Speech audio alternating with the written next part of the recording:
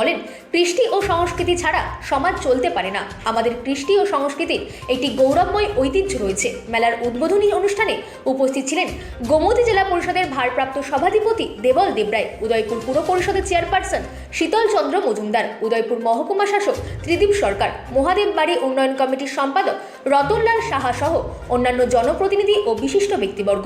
7 দিনব্যাপী এই শিব চতুর্দশী মেলায় ধর্মীয় আচার অনুষ্ঠানের পাশাপাশি থাকবে নানা সাংস্কৃতিক পরিবেশনা। প্রথম দিনেই তথ্য ও সংস্কৃতি দপ্তরের উদ্যোগে গাজন নৃত্যের মাধ্যমে সাংস্কৃতিক পর্বের শুভ সূচনা হয়।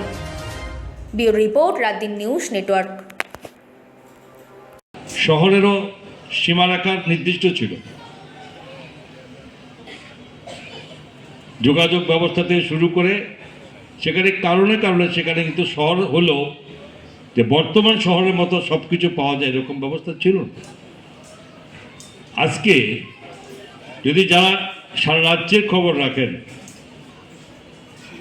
আজকে রাজ্যের গ্রামগুলো বা শহর সংলগ্ন গ্রামগুলো আস্তে আস্তে কিন্তু একটা সেমি শহরের রূপ নিয়ে নিয়েছে।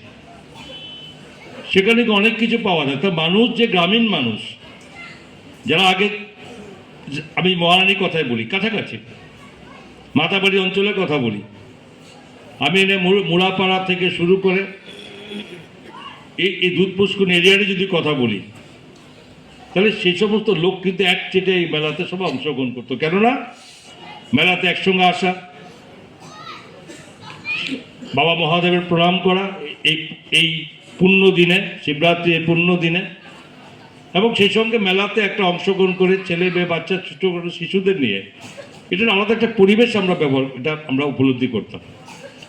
আজকে যদি বলি যে এত উৎসব শুরু হয়, উৎসব শুরু হলে শেষ আর থাকে না, প্রতি গলি এলাকা এলাকায় চলে, কিন্তু সেখানেও মেলার রূপ ধরে।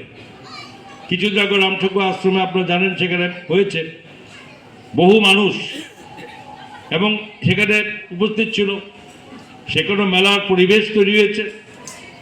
এবং এরপরে রাজারবাগে